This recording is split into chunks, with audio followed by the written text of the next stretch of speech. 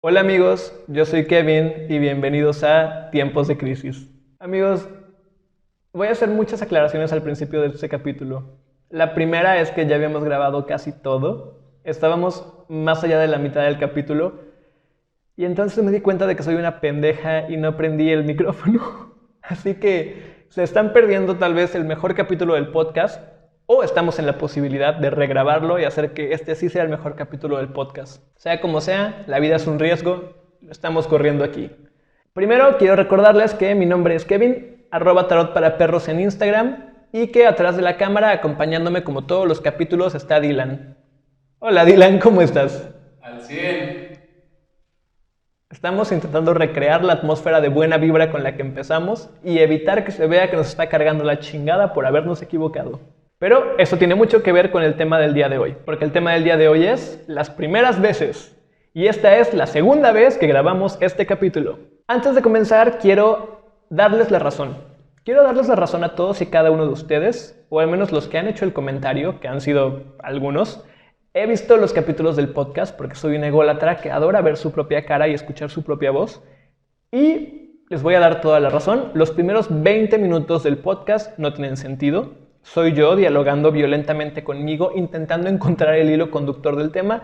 20 minutos después, usualmente ya estamos hablando de algo importante. Y rumbo al final, es una gran conversación para toda la familia, a menos que sean temas para adultos, y casi todos son temas para adultos. Como sea, una disculpa, supongo. Si quieren omitir los primeros 20 minutos de este podcast, háganlo. Les aseguro que vamos a estar hablando de algo mucho más interesante en ese punto. Pero hasta que lleguemos al futuro, vamos a comenzar con el tema del día de hoy. ¿Cuál es el tema? Las primeras veces. Algo que hablaba antes de que el audio descubriéramos que no existía fue las primeras veces que recuerdo. La primera vez que grabamos este podcast, por ejemplo, yo tenía un montón de ansiedad y un montón de miedo. A pesar de que no es la primera vez que subo contenido a internet. La primera vez que subí un video a YouTube tenía aproximadamente 14 años y es en un canal que seguramente ya no existe porque creo que eliminé, o si no eliminé, es imposible de encontrar. Les prometo que he intentado encontrar los 2 o 3 videos que tenía en ese canal, pero no hay forma, no sé qué pasó. Y qué bueno, porque seguramente eran contenido muy malo.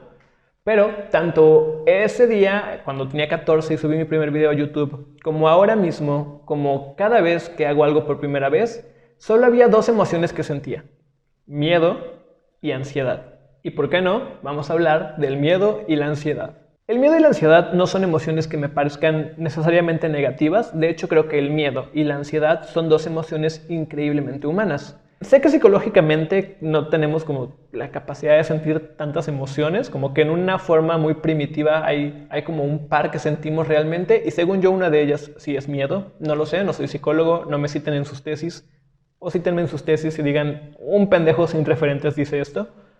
Pero sentir miedo me parece una cosa muy humana y me parece una cosa válida. Y el miedo que genera, el miedo en mi caso y en el caso de un montón de personas que somos frágiles emocionalmente, supongo, genera ansiedad. ¿Qué es la ansiedad? Bueno, para quienes nunca han tenido un ataque de ansiedad, voy a describir uno muy rápido. Y también quiero aclarar esto. No todas las ansiedades son iguales, no todas las ansiedades se presentan de la misma forma, funcionan de la misma forma, ni se detonan por las mismas razones. Entonces, la forma en la que yo percibo la ansiedad y lo que detona mi ansiedad es muy distinto a lo que detona tu ansiedad, a lo que detona otras ansiedades, y eso está perfectamente bien. Es válido ser distintos. Es lo mejor que podemos hacer.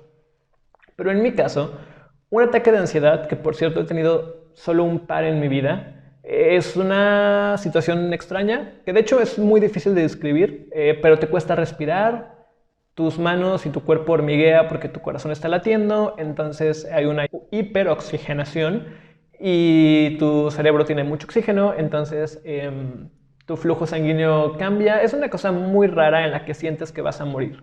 Sin embargo, tras mucha investigación, y esto sí lo he investigado y esto sí me lo han dicho profesionales de la salud, siempre llego a la conclusión de que sentir ansiedad es bueno. Sentir ansiedad es sano incluso. Porque ¿qué es la ansiedad al final del día? La ansiedad es tu cuerpo evitando morir. Es tu cuerpo diciéndote, aquí estoy, tienes que seguir con vida. ¿Por qué? Cuando tienes un ataque de ansiedad, sientes ganas de orinar, o cuando sientes ansiedad previo a tu primer día de clases, tu primer día de trabajo, tu primer día de escuela, tu primer lo que sea. Te dan ganas de orinar cuando sientes ansiedad. Ese es tu cuerpo siendo inteligente, es tu cuerpo siendo biológicamente responsable y diciéndote, bueno, en caso de que tengamos que huir si hay peligro, orina para que peses menos y puedas correr más. Usualmente cuando sentimos ansiedad, el cuerpo tiene una descarga de adrenalina, entonces todo empieza a ir más lento o más rápido. Ese es nuestro cuerpo diciéndonos, bueno, en caso de que haya peligro, tus sentidos tienen que estar mucho más alerta para que puedas escapar o asesinar a alguien o hacer lo que tengas que hacer. En ese sentido, y podemos hablar mucho más de la ansiedad, eventualmente lo haremos, de hecho casi todos los capítulos en algún punto tienen temas en común. La ansiedad es uno, la depresión es otro, las expectativas, son un montón de temas que tienen que ver con las cosas que a mí personalmente me hacen entrar en crisis y por eso esto se llama tiempos de crisis. Pero sí, la ansiedad es una cosa buena, la ansiedad es una cosa que si sabemos canalizar y trabajar, es nuestro cuerpo siendo de cierto modo responsable, primitivamente responsable. Si no sabemos trabajar es problemático y puede matarnos o puede causarnos graves problemas. Y en mi caso muy particular, la ansiedad me ha acompañado en cada una de mis primeras veces. Vamos a comenzar por una primera vez que me parece, no sé, me parece linda de hablar. No me parece tan problemática de contar y siento que ejemplifica un montón de las cosas que voy a estar retomando constantemente.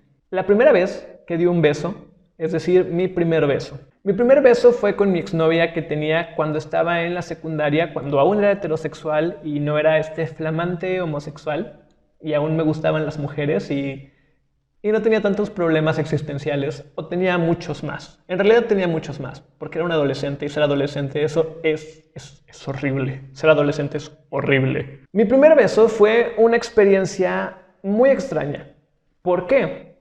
Bueno, porque mi primer beso fue una cosa que intenté romantizar e idealizar a un punto en el que no era sano para mí y no era sano para nadie. Ahora, ¿por qué romantizamos e idealizamos las cosas? Bueno, eso tiene un montón de razones, pero la principal es que no externamos nuestras expectativas. Y nuestras expectativas pueden ser una cosa muy dolorosa si no se cumplen y pueden ser una cosa mucho más dolorosa si no solo no se cumplen, sino que se rompen o se destruyen. Cuando yo era muy pequeño, digamos a los 6 años, una de mis películas favoritas, y hasta el día de hoy es una de mis películas favoritas, es Pretty Woman con Julia Roberts, y podemos hacer todo un capítulo hablando sobre Julia Roberts y cuán tóxica ha sido para el mundo, pero cuánto la quiero a pesar de ello.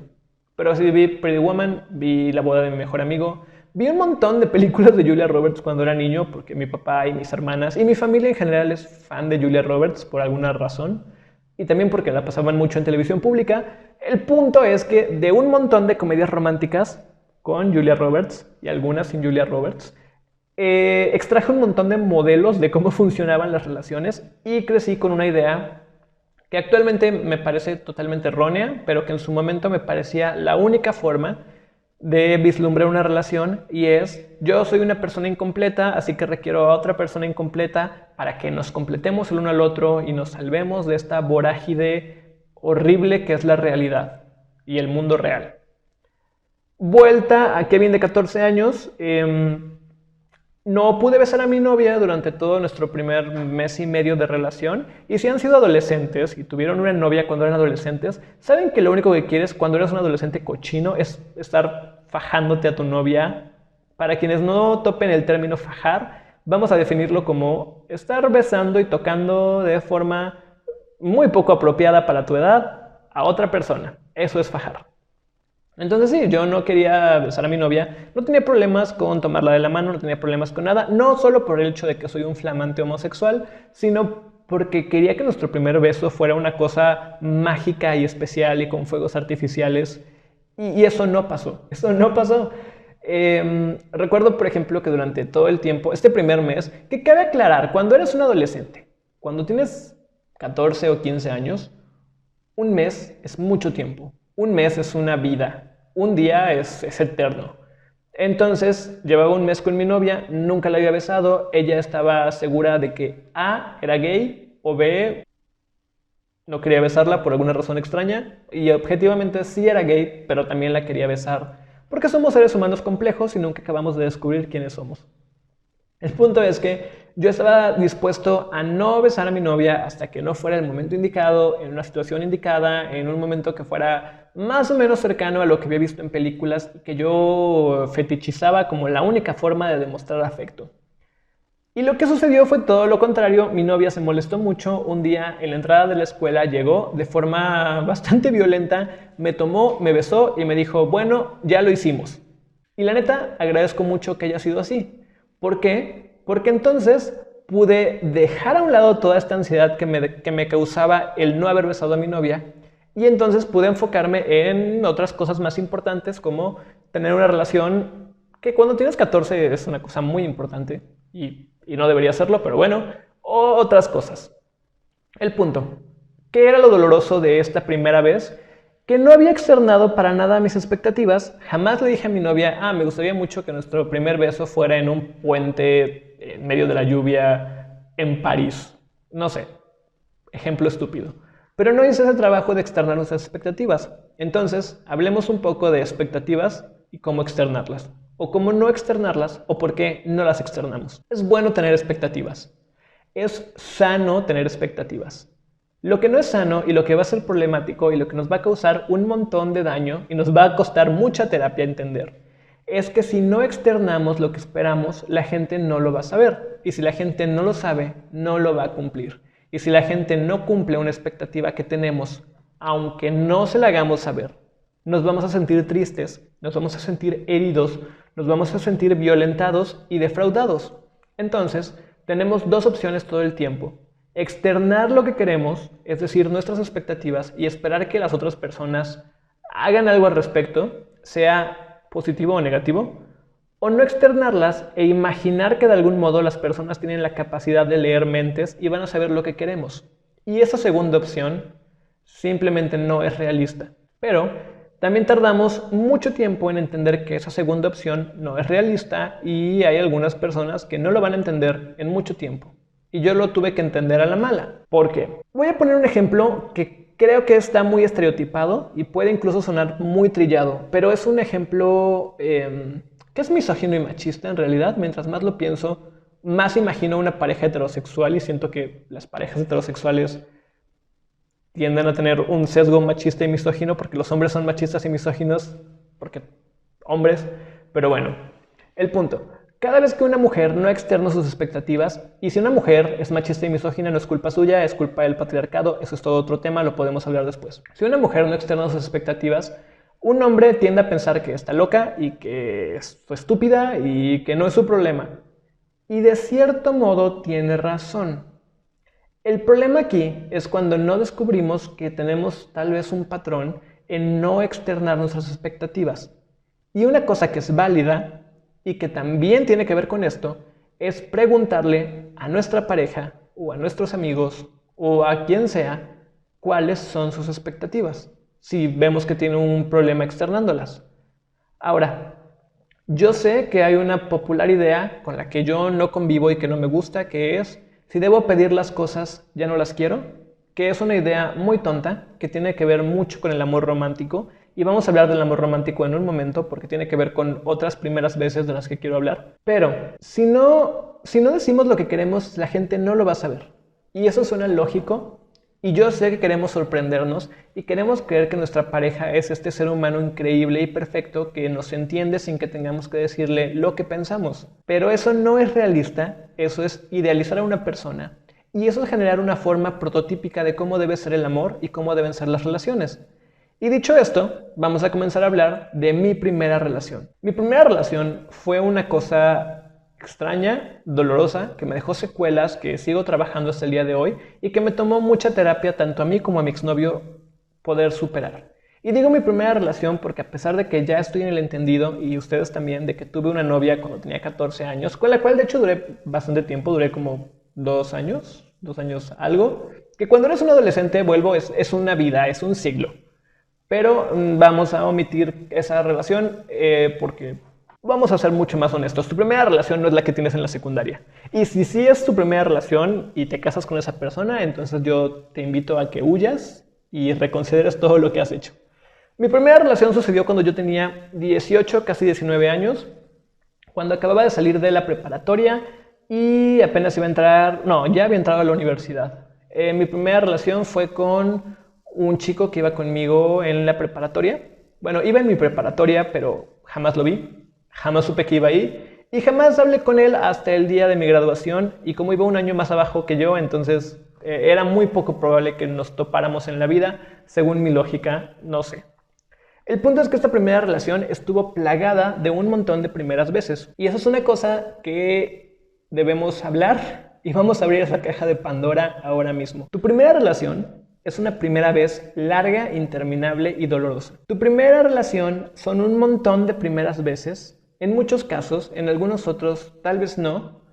Pero indudablemente, si es tu primera relación, hay un montón de cosas que no has hecho, hay un montón de cosas que no has experimentado y hay un montón de cosas que no has comprobado de la teoría a la práctica. Y por la teoría me refiero a las ideas que tienes versus la realidad de cómo pasan. Como ya dije, yo soy una persona que adora el amor romántico. No estoy en contra de la idea del amor romántico, también quiero aclarar eso. No soy un punk que odia el amor romántico, pero sí creo que el amor romántico es una idea que tenemos que analizar minuciosamente y deconstruir y crear bajo nuestros propios estándares que nos sean útiles y que sean actuales y que sean pertinentes. Y el problema es que mi primera relación no tenía ninguno de esos estándares y fue horriblemente dolorosa por eso. No digo que haya sido mala, de hecho quiero mucho a mi exnovio, es uno de mis mejores amigos hasta el día de hoy, es una persona a la que amo, pero también es una persona a la que le hice mucho daño y que me hizo mucho daño porque no pudimos hacer que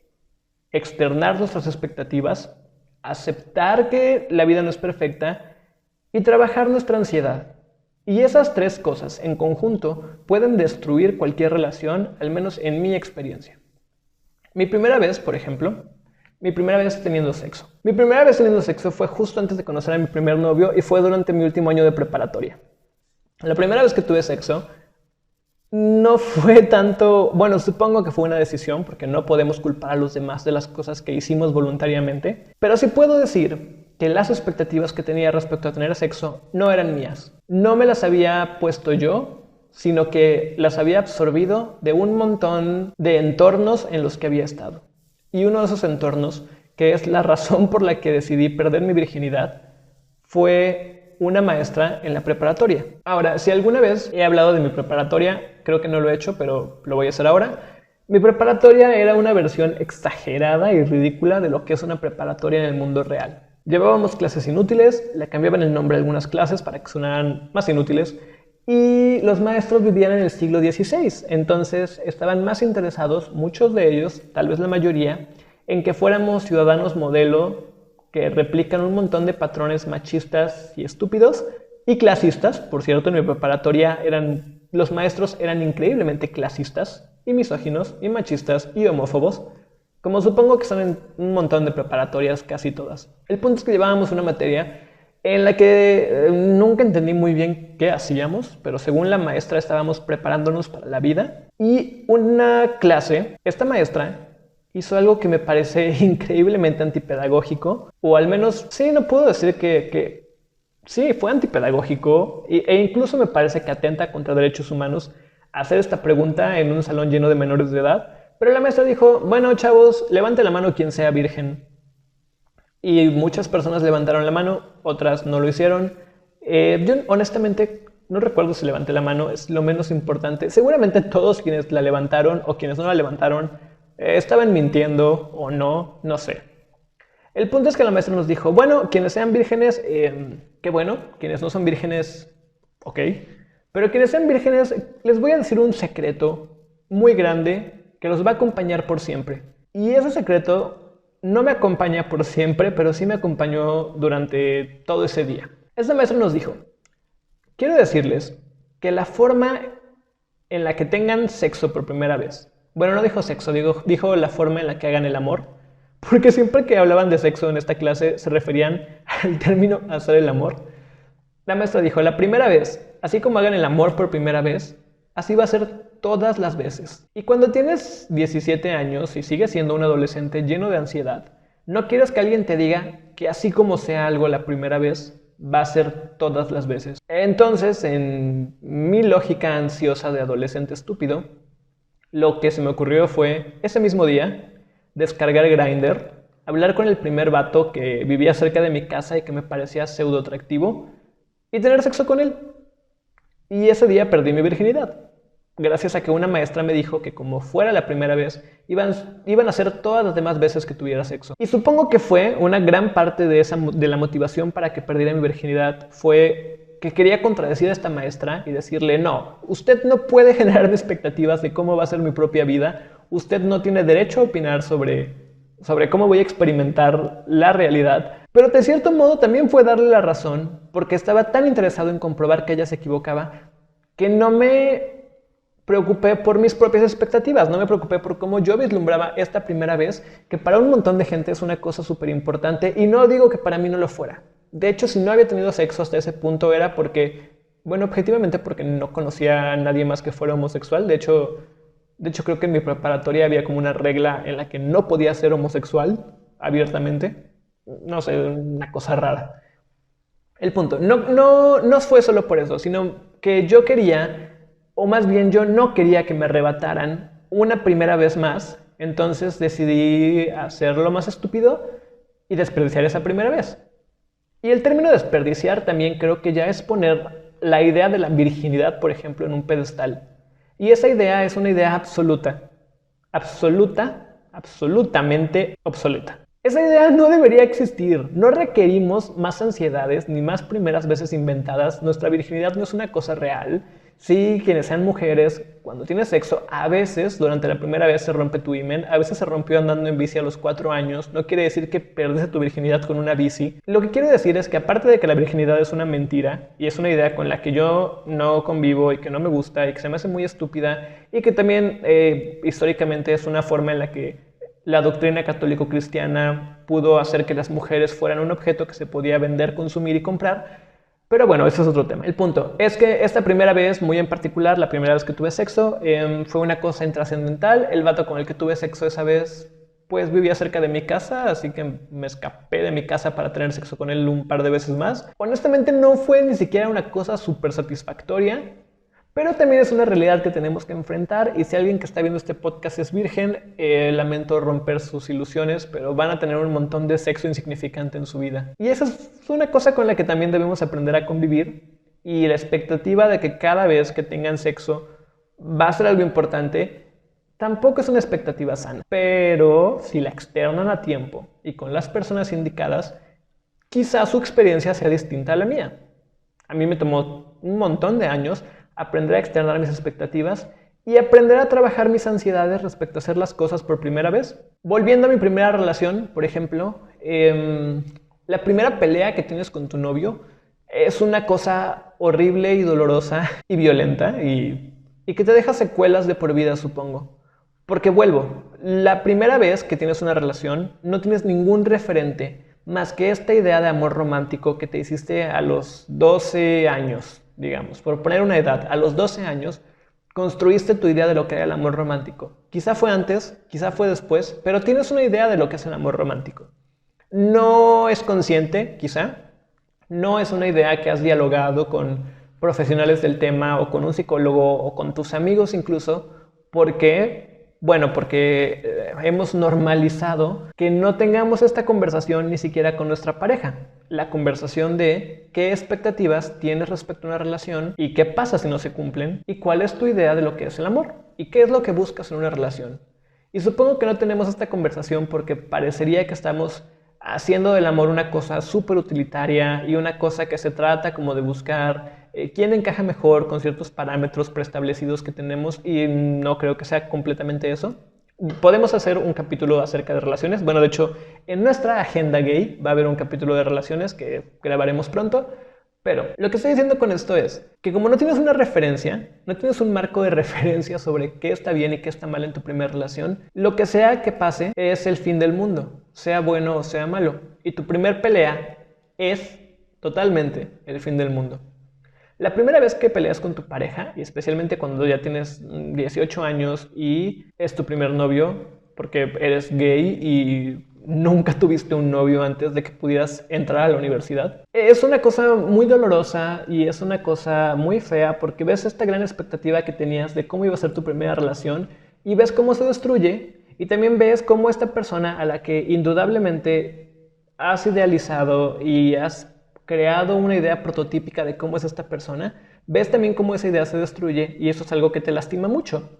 Y volvemos al tema del día, expectativas y primeras veces. ¿Y qué pasa cuando esas dos cosas se juntan? Pues nunca pasa lo que uno espera, eso es lo único que puedo asegurarles. Hablar de primeras veces, por ejemplo, ahora que lo estoy tocando y creo que vamos a hablar de eso, toqué el tema y creo que es un tema importante y es un tema interesante. Hablar de primeras veces. Cuando creces siendo un homosexual o parte del espectro queer o parte del colectivo LGBTQ+, cosa de la cual yo soy parte, en ambos casos, es muy complejo porque no eres tú mismo hasta que tienes aproximadamente 18 años. Ojalá no fuera el caso, pero en mi experiencia es la realidad. Crecer siendo gay o crecer siendo queer o crecer siendo el término que ustedes prefieran, no es crecer siendo tú. Es tener un retraso social y un letargo social que no vas a poder subsanar sino hasta que tengas unos 18 o 19 años y tengas más o menos control sobre tu propia vida. Porque la sociedad y un montón de sistemas que nos rigen, que están fundamentados en valores heterosexuales y heteronormativos, nos han arrancado un montón de primeras veces. Digo, en mi caso, yo tuve una novia y tuve una relación y un primer beso y un montón de cosas. Pero si lo pongo en una balanza de cosas, y no es por, ¿cómo decirlo? No es por minorizar esa relación o no es por decir que no fue válida ni valiosa, porque sí lo fue, pero no era una relación que el yo verdadero estuviera teniendo. Era una relación que un yo falso, que yo estaba poniendo para cubrirme del mundo, para que no me lastimara el mundo, ese yo tuvo una relación, ese yo tuvo una novia, ese yo tuvo un primer beso, ese yo hizo todo eso a los 15 años. Pero el yo verdadero, el yo que está hablándoles aquí hoy, hizo todo eso hasta que era un adulto y tenía 18 o 19 años y le arrebataron un montón de otras primeras veces. Al yo de 15 años, al yo de 12 años, le arrebataron el poder enamorarse de alguien de su mismo sexo, que era lo que quería en el fondo. Le arrebataron el poder hacer todas las cosas que yo veía que mis amigos estaban haciendo. Toda la preparatoria, por ejemplo. Yo vi a todos mis amigos haciendo un montón de cosas por primera vez con sus parejas y son cosas que yo no pude hacer porque no tenía una pareja y porque no había una forma de aproximarme a alguien para que fuera mi pareja. Y entonces, cuando eres una persona queer o gay o como prefieran el término que ustedes más les acomode, tus primeras veces en el terreno romántico casi siempre comienzan a los 18. Así que llevas un montón de años de desventaja y un montón de años romantizando ideas, idealizando ideas, volviéndolas cada vez más prototípicas y perfectas. Y eso va a ser mucho más doloroso, porque si a los 15 te rompieron el corazón por primera vez y entendiste algunas cosas, que te lo hagan a los 20 va a ser una cosa que te va a afectar a mucho más largo plazo. Dicho esto, tampoco creo que el mundo sea una mierda. He tenido primeras veces que fueron bastante buenas. La primera vez... Bueno, solo puedo pensar en primeras veces que fueron horribles. No sé si en este capítulo ya lo conté. La primera vez que hice examen para la universidad, que por cierto estudié 3 carreras, o bueno, estuve en 3 carreras, no tengo 3 diplomas de la universidad, de hecho no tengo ninguno, estoy batallando por tener el primero ahora que tengo 23 años, porque ya casi acabó mi carrera universitaria. Papá, si estás escuchando esto, no estoy solo drogándome. Pero la primera vez que hice examen para la universidad, justo cuando salí de la preparatoria, mi plan era lógico y en mi cabeza tenía sentido y era una gran expectativa que estaba a punto de derrumbarse frente a mis ojos, pero mi plan era salir de la preparatoria, entrar a la universidad, estar solamente 4 años en la universidad, volverme el mejor actor del mundo y salir listo para actuar hasta el día en que muriera. Y esa expectativa no se cumplió, ni siquiera la primera parte. No logré entrar a la universidad la primera vez que lo intenté, no logré entrar a la universidad la segunda vez que lo intenté, logré entrar a la universidad la tercera vez que lo intenté, porque simplemente no era el momento, supongo, o porque simplemente no estaba preparado, o no estaba haciendo las cosas bien, o solo no estaba siendo yo mismo y estaba siendo lo que yo creía que una escuela de artes y una facultad de teatro querían que fuera. Y eso siempre va a ser un error. Pero en ese caso muy particular, durante 2 años de mi vida me sentí como la persona más estúpida e inepta del mundo, porque tenía una gran expectativa respecto a este gran examen que para mí representaba todo. No representaba entrar o no a la universidad, no solamente eso, representaba que era un buen actor, que tenía un futuro en el teatro, que tenía talento, que tenía un montón de ideas que ahora también me parecen obsoletas. El talento, por ejemplo, se me hace una idea ridícula y obsoleta. Que tenía esa chispa, ese algo especial que requería si quería triunfar como actor. Y actualmente ni siquiera me veo a mí mismo como un actor, a pesar de que esté estudiando teatro, a pesar de que esté estudiando actuación. Actualmente me veo a mí mismo como alguien que va a hacer teatro toda su vida, si es posible, pero quizá no va a actuar toda su vida. Y esa idea, entender que los sueños cambian, entender que los sueños se transforman, es una cosa muy dolorosa. Porque hay una gran expectativa de fondo que nos pusimos nosotros mismos y que nos puso todo el mundo. Porque todos queremos hacer todo bien a la primera. Los invito también ahora, a quienes me estén escuchando, a que piensen en una primera vez en la que hicieron algo y salió bien a la primera vez. ¿Hay algo que haya hecho bien a la primera vez? ¿Recientemente? Creo que no. Esto ya se puso deprimente, ahora me siento turbo inepto. Esto ya dejó de ser una charla de autosuperación, ahora soy yo aceptando que soy una pendeja. No, estoy seguro de que sí hay algo que pude haber hecho bien a la primera, como... ¿En qué cosa soy muy bueno? Soy muy bueno construyendo escenografía y utilería. Sí, eso es algo que descubrí muy tarde en la vida y tal vez me hubiera ayudado a saberlo antes. Sí, soy bueno haciendo utilería, soy bueno haciendo escenografía. La primera obra que dirigí no fue un fracaso. La dirigí a los 18 y hasta me entrevistó a la televisión por ser tan joven y estar dirigiendo una obra. No sé, chavos, seguramente habrá algo que sí se viene a la primera vez, pero como se estarán dando cuenta, estamos bien pendejos y no recordamos las cosas que hacemos bien, solo recordamos lo que nos trauma y nos vuelve idiotas e ineptos. Pero de eso se trata este podcast. Si alguno de ustedes tuvo alguna primera vez muy buena que quiera compartir, puede hacerlo en los comentarios si están escuchándonos en YouTube, si están escuchándonos en Spotify. No sé, envíenos un correo o algo por el estilo y todos sonreiremos cuando lo leamos. El punto es ese. Las primeras veces son dolorosas, las primeras veces son incómodas, las primeras veces, si eres una persona inepta y llena de ansiedad como yo, son muy complejas. Mi primer trabajo fue una cosa muy compleja. Quisiera recordar cuál es objetivamente mi primer trabajo porque he tenido muchos trabajos. Muchos de ellos han sido informales, muchos de ellos han sido reales. Por ejemplo, supongo que como soy alguien que estudia teatro y se concibe a sí mismo capaz de actuar, mi trabajo debería ser un actor. La primera vez que actué en una obra, actué horrible. He visto videos de esa obra y me arrepiento mucho de haber nacido. Pero pues mi familia estaba orgullosa y las 10 personas que la vieron también, supongo.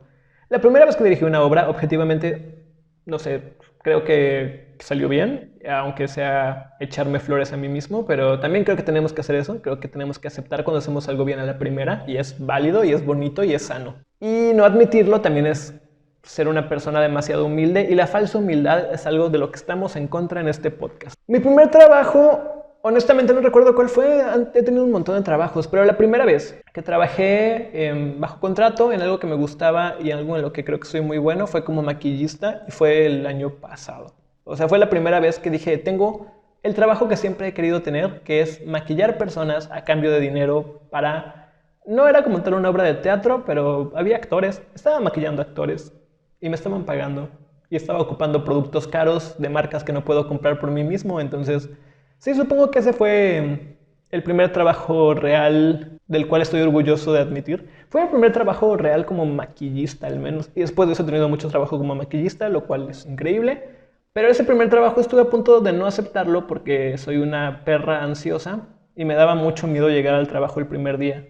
Porque aparte ni siquiera era en mi ciudad, teníamos que viajar a otra ciudad y hacer un montón de cosas. Y fue durante 1 mes y medio.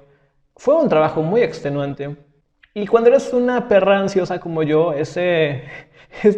empezar a dimensionar todo eso y crearte la expectativa de que tienes que maquillar 100 actores en un día y que tienes un jefe y que te van a pagar y que vas a recibir un cheque y que tienes que hacer un montón de cosas y que estás firmando un contrato, esa ansiedad es insoportable. Esa ansiedad me mantuvo despierto durante muchas noches y esa ansiedad fue dolorosa, pero la superé, pude hacerlo. Y esa primera vez fue una primera vez que recuerdo con mucho cariño y de la cual estoy muy orgulloso. Entonces creo que también es válido eso. Recordar con cariño las cosas que hicimos bien en la primera y recordar con el mismo cariño las cosas que no hicimos bien en la primera, ni a la segunda, ni a la tercera, y tal vez aún no acabamos de hacer bien. No sé, nosotros llevamos 2 años siendo novios y todos los días siento que estoy haciendo algo mal, pero es algo mal que es nuevo. Sí, diario descubro cuánto me odio, pero de formas diversas. Es una cosa muy recreativa hacerlo. El punto, vamos a ir cerrando, amigos, porque ya llevamos 40 minutos y cierto editor de este podcast se quejó de los capítulos que duran más de 1 hora. El punto es que las primeras veces son horribles, a veces son bonitas. Vamos a hacer una ronda veloz de primeras veces. Dylan, dime todas las primeras veces que se te ocurran y yo contaré la historia de esa primera vez lo más rápido que pueda. Primera vez actuando. La primera vez que actué, depende, profesionalmente, amateur o como... Que cuando estas veces que ni siquiera son actuar, que estoy en la prepa o en la secundaria o así. Profesionalmente. La primera vez que actué profesionalmente, supongo que fue con un... No sé, porque he estado en algunas escuelas de teatro y nunca he sabido si los montajes que hacemos en esas escuelas cuando ya salen de la escuela son reales o siguen siendo como un examen extraño. La primera vez que actué en el Teatro del Estado, que para quienes no son de Jalapa, que ojalá sean casi todos, es el teatro más grande de la ciudad. Tenía 18, fue justo después de que no entré a la universidad a estudiar teatro. Un maestro me invitó a un montaje con un montón de exalumnos de una escuela en la que yo estudiaba teatro. Y pues nada, estuvo increíble. La verdad me la pasé muy bien. Aparte, aprendí una cosa. Si alguien aquí que nos está escuchando es un actor o estudia teatro o lo que sea, la escuela no es el mundo real. La escuela es lo más lejano del mundo real. La primera vez que actué en un montaje profesional con actores, con un director, con todo ese pedo, no me trataban como estúpido. Creían que lo que hacía era bueno y me habían invitado a actuar en ese montaje porque era un buen actor y podía hacer ese personaje bien. El punto de... O sea, lo que me molesta mucho de actuar en una escuela es que estás estudiando, entonces tienen que decir todo lo que haces mal. Los maestros son antipedagógicos el 90% del tiempo y están frustrados y tienen muchos pedos personales. Y no estás actuando, o sea, objetivamente actuar en una escuela no es actuar. Eso no tiene nada que ver con el tema, pero si estudian teatro, ignoren todo lo que le dicen sus maestros de actuación. Ustedes son buenos actores si tienen disciplina y un 1% de ingenio. Sí, la primera vez que actué en una obra de teatro profesional, estuvo increíble, me sentí bien, recuperé un poco de la autoestima que perdí por no entrar a la universidad y sigo orgulloso hasta el día de hoy. Primera vez que te decepcionaste de la facultad de teatro. Uy, mi primer día de clases. Literalmente fue mi primer día de clase. Esta es una historia muy rara. Esta es una historia que tiene que ver con otra primera vez. La primera vez que me operaron. Una semana antes de entrar a la facultad de teatro, mi apéndice explotó a la mitad de la noche. Entonces, después de rogarle durante 1 hora a mi papá en el teléfono, porque no vivía con mi papá, porque vivía solo, le llamé a mi papá y después de rogarle durante 1 hora en el teléfono, fue a mi casa y me llevó al hospital. Aunque él estaba seguro de que yo o estaba crudo, o estaba ebrio, o tenía colitis o algo por el estilo. El punto es que fuimos al hospital, me tuvieron un día entero en observación y el doctor finalmente me dijo: Kevin, creo que tu apéndice reventó y si no te operamos vas a morir. Y jamás me habían operado, entonces ese es un gran miedo que tenía. Ser anestesiado, ser operado, estar en un hospital, estar internado. Ya había estado internado antes, pero estar internado como alguien a quien operaron. Tenía una expectativa de que iba a ser horrible y doloroso. Fue horrible y doloroso, pero por suerte mi papá y mi exnovio me cuidaron todo el tiempo que estuve en el hospital y estuvo increíble. Estuvo muy mal, pero estuvo increíble. Salí y el doctor me dijo: bueno, no puedes hacer ningún tipo de actividad física durante, digamos, unos 2-3 meses. Pero una semana, justo a la semana del día que salí del hospital, tenía mi primer día en la facultad de teatro. Y como ya escucharon durante todo este capítulo, yo no estaba dispuesto a entrar a esa escuela a humillarme. Actualmente me humillo diario en esa escuela, más por voluntad que por ingenuidad. Pero entré el primer día y dije: bueno, no me importa lo que me pongan a hacer, lo voy a hacer y voy a fingir que no tengo una herida abierta con puntos todavía en mi cuerpo. Y nuestra maestra nos puso a hacer vueltas de carro. Eso fue no entiendo por qué, pero fue lo primero que hicimos el primer día de la facultad de teatro. Hacer vueltas de carro y hacer los 20 movimientos de Lecoq. Entonces, pues nada, chavos, hasta el día de hoy no puedo dar vueltas de carro porque soy un mal actor, supongo. Y hice eso. Y la neta me decepcionó bastante que yo no podía hacer las cosas, pero yo me tengo en una estima muy baja. O bueno, me tenía en una estima muy baja. Me decepcionó que nadie más podía. O sea, neta que todos estábamos súper perdidos y durante el examen de admisión, que es como un casting muy largo, me hicieron sentir que todos eran actores increíbles. Durante 2 años dije como, güey, la gente que entra a esta escuela ya es un gran actor, ya sabe qué pedo con el mundo. No, me decepcionó mucho saber que todos éramos seres humanos. Ahora agradezco mucho que todos seamos seres humanos. Pero creo que esa es una primer decepción con la que tienes que lidiar mucho como actor y como alguien que estudia teatro. Entender que toda la banda está aprendiendo todo el tiempo. Primera ruptura amorosa. Fue con mi exnovio, justo antes de andar contigo. Pues nada, tuvimos una relación tóxica durante 3 años. No sabíamos que era tóxica, creíamos que solo estábamos tan enamorados que si no estábamos juntos debíamos matarnos o matar al otro. O sea, como que, vuelvo, vamos a hablar del amor romántico eventualmente, espérenlo, ese capítulo está llegando. Pero sí, no éramos nada buenos dimensionando cuánto daño nos hacíamos. Éramos muy infelices estando juntos, pero tampoco vislumbrábamos la vida sin el otro porque era nuestra primera relación para los dos. Y aparte, pues como empezamos a andar muy chiquitos. O sea, yo siento que cuando eres gay, a los 18 estás chiquito. Porque tu primer novio que tienes a los 18 es como si fuera tu primer novio que tienes a los 13. El peor es que a los 18, cuando ya vives solo y eres un pendejo profesional como yo, pues como que puedes irte a vivir con tu novio y hacer cosas muy estúpidas, chavos, que no debes hacer, pues. No debes hacer. El tiempo que estuve soltero me la pasé muy mal y también muy bien. Hice más amigos de los que tenía antes, me llevé mejor con los amigos que ya tenía.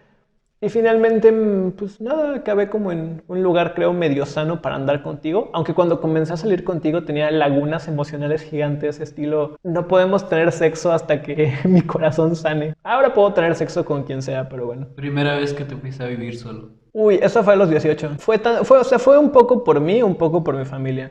Porque tengo una de esas familias alternativonas que dicen como, no, a los 18 ya estás grande, vete de la casa. Y obvio te vamos a pagar la renta y vas a seguir siendo nuestro hijo. Y si nosotros queremos que vuelvas, vas a volver, pero ya estás grande.